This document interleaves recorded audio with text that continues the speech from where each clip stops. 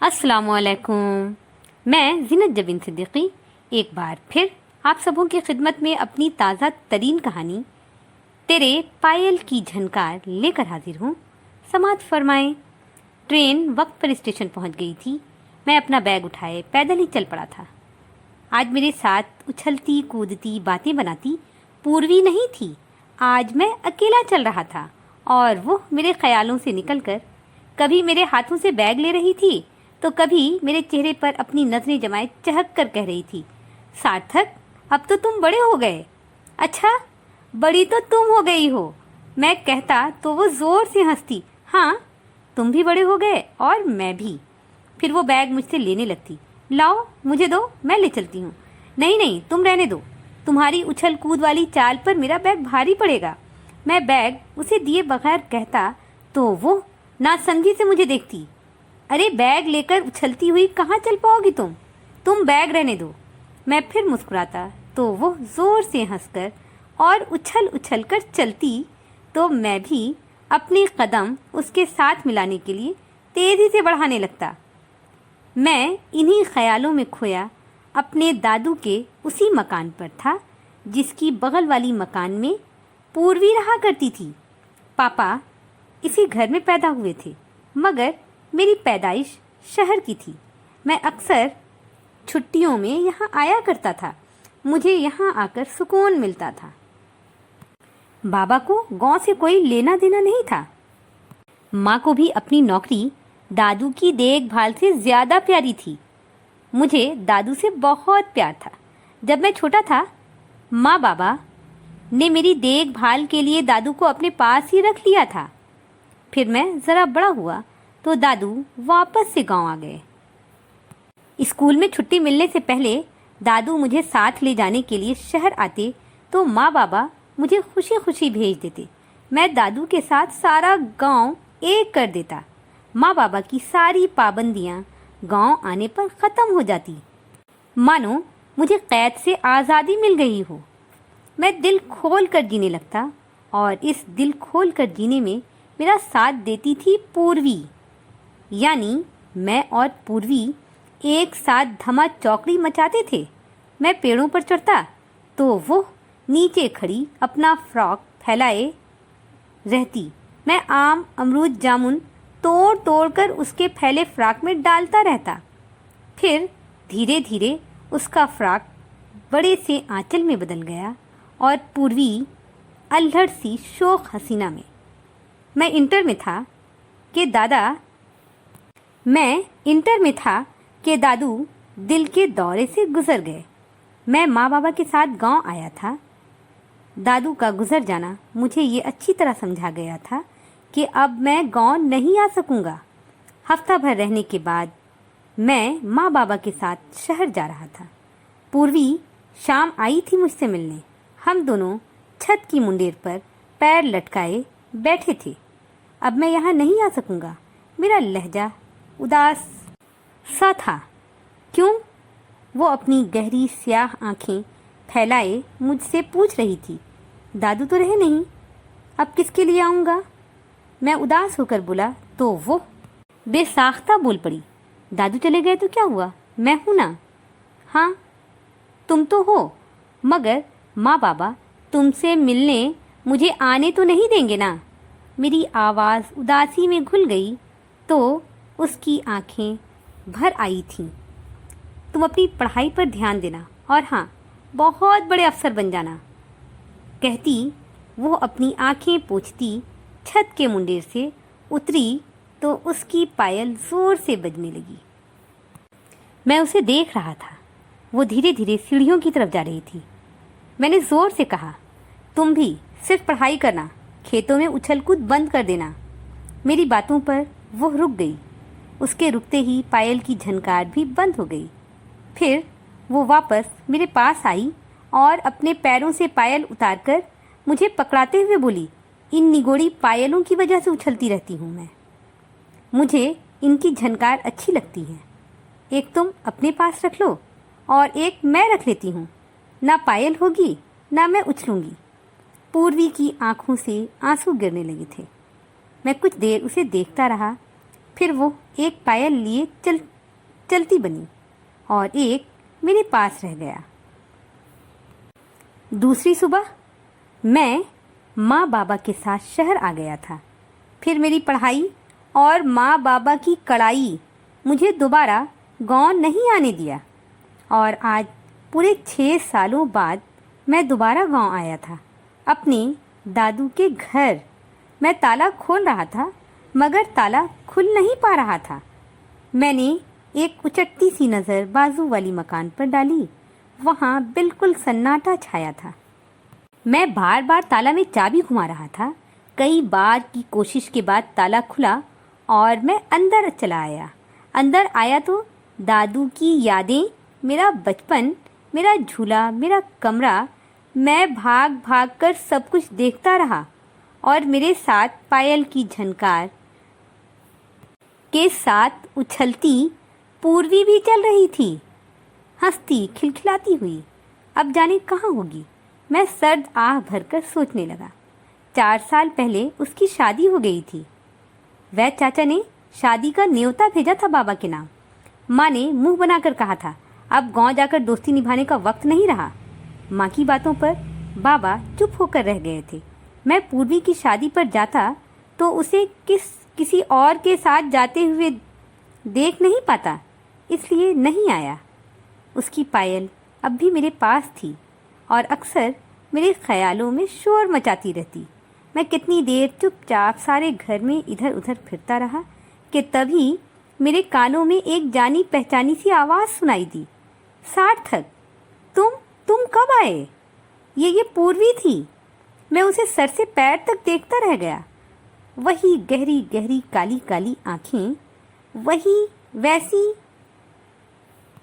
वैसी ही प्यारी सी उसकी आवाज़। हल्के आसमानी रंग की साड़ी पहने, बालों का जूड़ा बनाए दरवाजे पर खड़ी थी। मैं उसे एक टक देखता रहा बगैर नजरें झपकाए।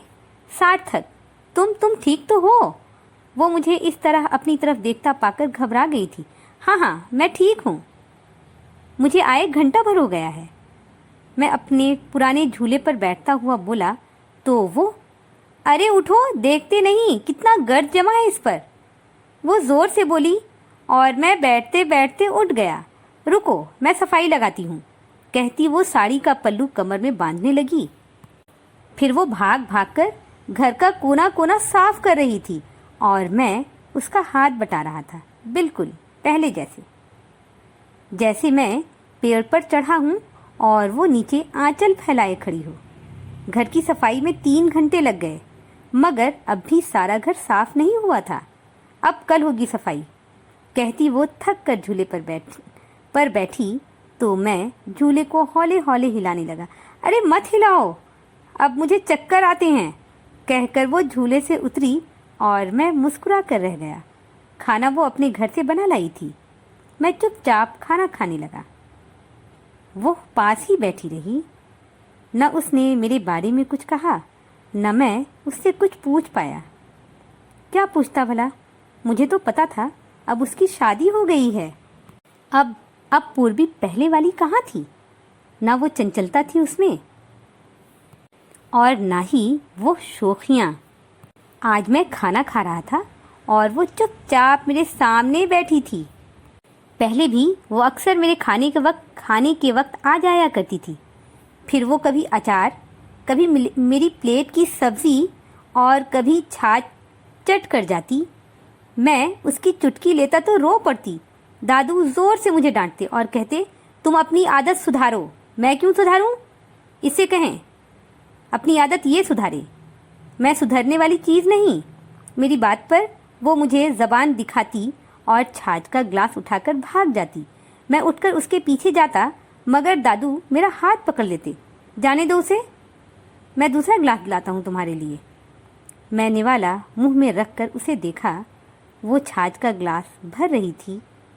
ग्लास मेरे सामने रखने के बाद वो मेरी प्लेट में सब्ज़ी डालने लगी। तुम भी खाओ, मैं छाछ का ग्लास उठाकर बोला तो वो धीरे से मुस्कुराई। फिर बोली, हाँ खाऊंगी, बाबा के आने के बाद। अच्छा, बाबा कहाँ हैं? मैं ग्लास वापस रखते हुए पूछा तो वो पानी का ग्लास मेरे पास रखती हुई बोली, पास वाली गांव दवा देने गए हैं, आते आते शाम हो जाएगी, तुम खाना खाकर आराम करो, शाम बाबा से मिल लेना। वो बर्तन उठाकर खड़ी होती हुई बोली तो मैं पानी का ग्लास उठाकर पीने लगा। उसके जाने के बाद मैं आराम की गर्ज से पलंग पर आया तो एक बार फिर पूर्वी की पायल शोर मचाने लगी। मैं उठ बैठा, बैग खोलकर उसमें से वो रुमाल निकाला जिसमें मैंने आज तक पूर्वी का पायल बहुत संभाल कर रखा हुआ था।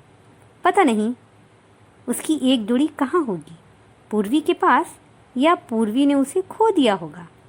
पायल मेरी उंगलियों में फंसी थी और हौले हौले बज रही थी। मैं उसे देर तक देखता रहा। अब इस पायल में झनकार पहले जैसी नहीं थी। मैं सोचता खिड़की के पास आ गया। खिड़की के बाहर दूर तक सब्ज़ा ही सब्ज़ा था। मैंने पायल दूर उछाल दिया। पायल बग़ैर आवाज़ किए मेरी उंगलियों से छूटकर दूर चला गया, मगर उसकी झनकार दिल में महसूस हो रही थी। मैं वापस आया, बैग वापस से बंद किया और पलंग पर लेट गया। रात गहरी होने पर मेरी आँख खुली थी। मैं उठकर बाहर आया तो हर तरफ मलगुजा अंधेरा फैला हुआ था। मैं कमरे से निकलकर सीढ़ियाँ उतरकर बाहर वाली राहदारी में आया। वैद्य जी के मकान की लाइट जल रही थी। मैं धीरे धीरे चलता उनके मकान के दरवाजे पर आकर रुक गया। फिर आवाज़ लगाई, वैद्य चाचा। मैं सार्थक। मेरी आवाज़ पर पूर्वी की आवाज़ आई थी, बाबा उठो, देखो सार्थक आया है। फिर वो दरवाज़ा खुली और मैं अंदर आ गया। काफ़ी रात गए तक मैं चाचा के पास ही बैठा रहा। फिर खाना खाने के बाद मैं सुबह फिर आऊँगा कहता उठ गया। मैं 15 दिनों की छुट्टी पर था और चाहता था कि यहाँ के मकान की मरम्मत करवा दूँ। माँ बाबा मेरी शादी पर जोर दे रहे थे, मगर मैं उन्हें टाल रहा था। सर्विस के बाद मैं सबसे पहले दादू के गांव ही आया था।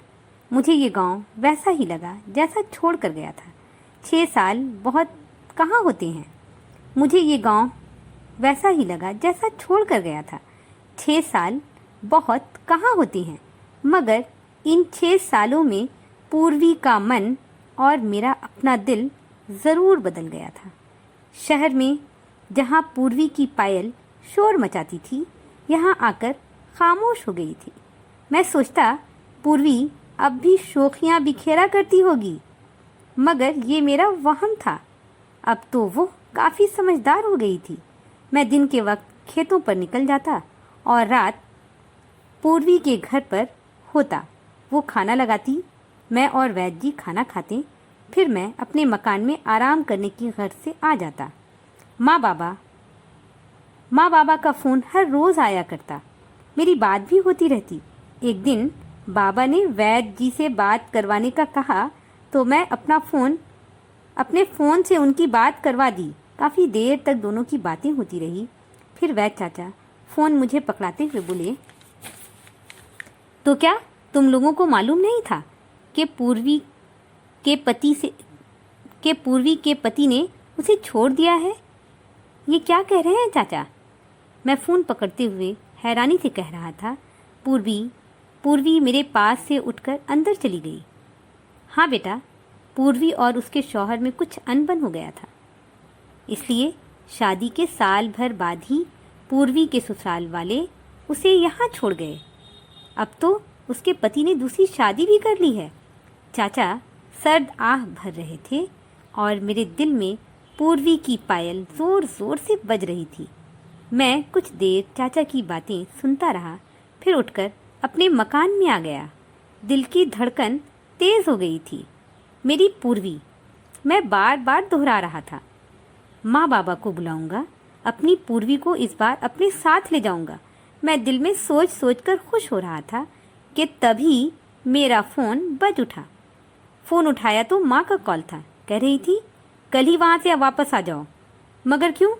अभी तो मेरी 2 दिन की छुट्टी बच रही है। मैं माँ की बात पर मिमियाया था। मैं जो कह रही हूँ वही करो। और हाँ, वैद्य जी के घर जाने की जरूरत नहीं है। चुपचाप बैग उठाओ और सुबह ही सुबह वहां से निकल पड़ो। अब माँ की बातें मेरी समझ में आ गई थी, मगर माँ, मैं कुछ बोलना चाह रहा था, मगर माँ मेरी बात काटते हुए बोल पड़ी, अगर मगर कुछ नहीं, जो कह रही हूँ वही करो। अच्छा ठीक है माँ, मैं कल आ रहा हूँ, सुबह ही निकल पड़ूंगा। मैं बुझे दिल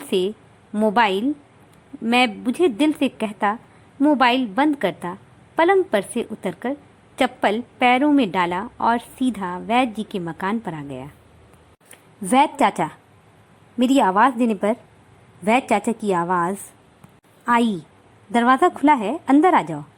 मैं अंदर आया तो चाचा अपनी चारपाई पर लेटे थे। मुझे देखकर बोले, पूर्वी अपने कमरे में है, वहीं चले जाओ।